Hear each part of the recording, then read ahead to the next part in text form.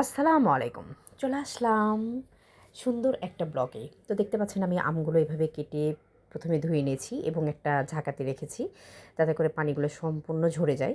কারণ আজকে আমি নতুন একটা রেসিপি করব, সেটা হচ্ছে আমের মোরব্বা। কখনও কিন্তু করা হয়নি। তো দেখতে পাচ্ছেন আমি কিন্তু কড়াইয়ে সুন্দরভাবে ভিনেগার এবং চিনি নিয়ে নিয়েছি। আপনারা চাইলে সাথে লবণ অ্যাড করতে পারেন, আবার চাইলে লবণ অ্যাড নাও করতে পারেন।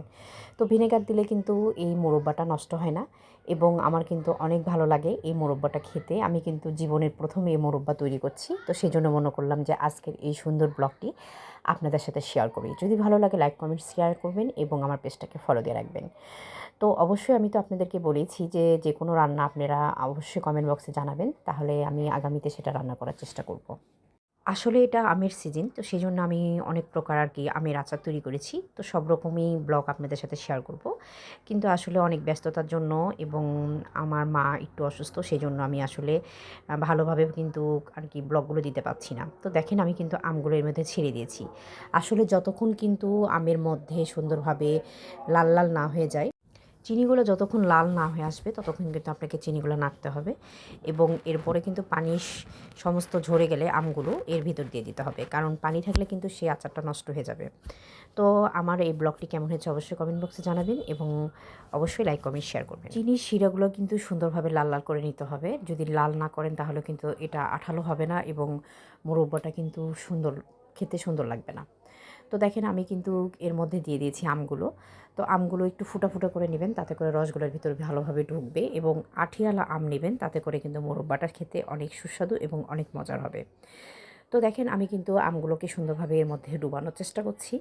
তো এই থেকে কিন্তু একটু পানি বের হয়। তো যখন পানির মতো বের হবে তখন আপনারা আমটাকে উঠিয়ে ফেলবেন এবং আবার কিন্তু পুনরায় লাল হয়ে আসলে রসটার ভিতরে আবার আমগুলো দিয়ে দিবেন। দেখেন পানি কিন্তু প্রচণ্ড পরিমাণে পানি বের হচ্ছে।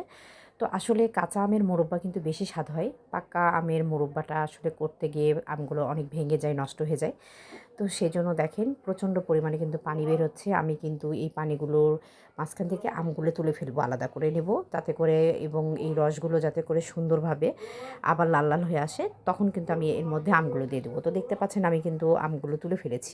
দেখেন এর আর কি চিনির যে রসটা, এটার মধ্যে কিন্তু অনেকটা আম সিদ্ধ হয়ে গেছে, কারণ আমি ভিনেগার দিয়েছি, সেই জন্য কিন্তু আমগুলো কিন্তু অনেকটা সিদ্ধ হয়ে আসছে। তো আমি কিন্তু রস থেকে আবার কিন্তু পুনরায় আমগুলো তুলে নিয়েছি এবং রসগুলোকে আবার লাল লাল করে সুন্দরভাবে লাল লাল করে নিচ্ছি। তো এরপরে যখন এই ফেনাগুলো মরে যাবে তখন কিন্তু এর ভিতরে আমগুলো দিতে হবে।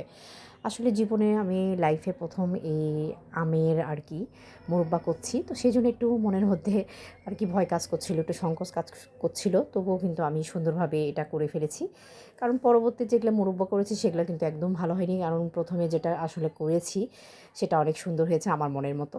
তো অবশ্যই কিন্তু আমাকে সাপোর্ট করবেন এবং অবশ্যই আমাকে আমার জন্য দোয়া করবেন, যাতে করে আগামীতে সুন্দর সুন্দর আমি ব্লগগুলো আপনাদের সাথে শেয়ার করতে পারি এবং সব রকম ব্লগ দেওয়ার চেষ্টা করতে পারি। কারণ অনেক দিন যাবত আমার পেজে আমি আসলে ভালোভাবে ব্লগ দিতে পারছি না, সেজন্য আমার পেজটা অনেক ডাউন হয়ে গেছে।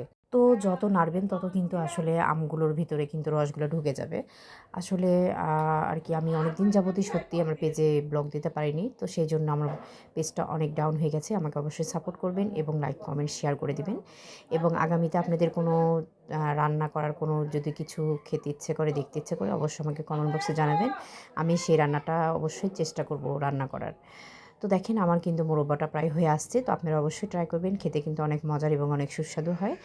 তো অবশ্যই আমাকে সাপোর্ট করবেন, যাতে করে আমি আগামীতে আবার সুন্দর সুন্দর ব্লগগুলো আপনাদের সাথে শেয়ার করতে পারি। তো দেখেন আমার মোরব্বাটা কিন্তু প্রায় হয়ে আসছে এবং আমার কিন্তু অনেক ভালো লাগছে, কারণ এবার আমের সিজন এবং আমি অনেকটা আমের আচার করেছি, মোরব্বা করেছি, সেই সাথে কিন্তু আমের কিন্তু আমটা করেছি। তো সব মিলে আর কি আমার মনটা একটু খুশি যে এবার আমি আম যতগুলো পেয়েছি সব কিন্তু আমি আচার করে ফেলেছি, সবগুলোই আপনাদের সাথে শেয়ার করব।